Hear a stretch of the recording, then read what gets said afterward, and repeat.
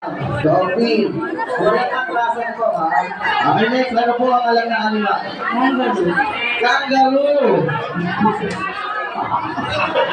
Kailangan yung sa video. Okay, next. Ano po ang alam na anima? Ano? Ano ang sayo? Toko. Okay, next. Ahas. And last? Awal nga ang ebon. Ikaw ulit ako.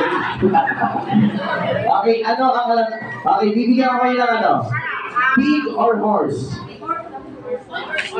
Ano ang gusto? Pig or horse? Pig na lang. Okay. Balik ako dito. So, ano po ang tunog ng napili yung animal? Ano ang tunog ng layon? Okay, next.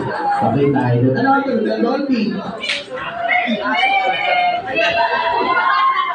Ito sinabi. Horse na lang. Hindi na pwede. Horse na lang. Manok na lang. Ano ang tunog ng horse? Ano ba? Ano ang tunog ng manok? Pilao. Pilao. Very good. Ano ba ang malapit sa kangaroo? Ano ang kamukha ng kangaroo? Di ba? Horse? Horse. Ano po? Cow. Ay, horse pala. Ang mas maganda. Mas nakatutuwa. Cow na lang. Sige, ano ang tunog ng cow?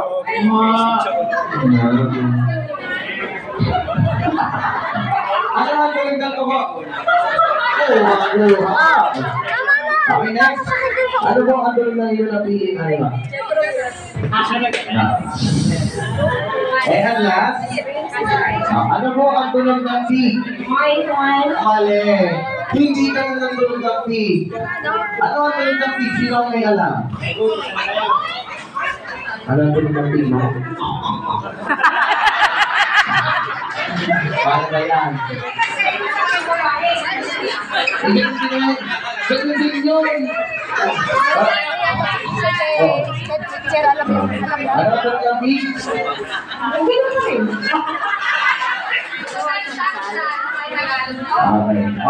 Kaya galang natin. Okay, ganito ang aming gagawin. Kailangan kantahan nyo si Mama Virgie ng happy birthday sa gamit yung mga songs na napili nyo. Okay? So, kung sa tuwing naman ng mic, sila po ang kakanta. Ang tono natin ganito.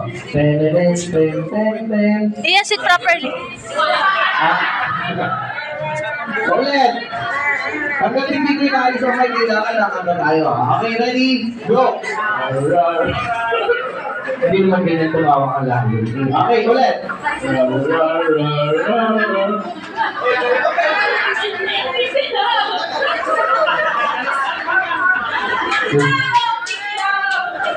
Mama.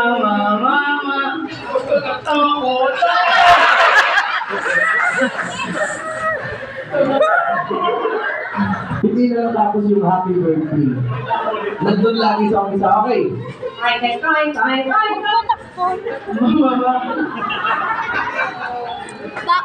Okay. Ulit. Sunod-sunod na lang. Okay, ready? Go. Iharap mo doon. Mama. Parang ikaw yung manok eh. Ulit. Last part ng happy birthday. Sabi ko last part yun. Okay, last part ng happy birthday.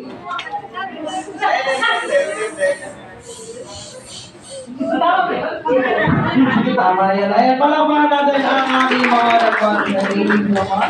Ayan, pwede na ba tayo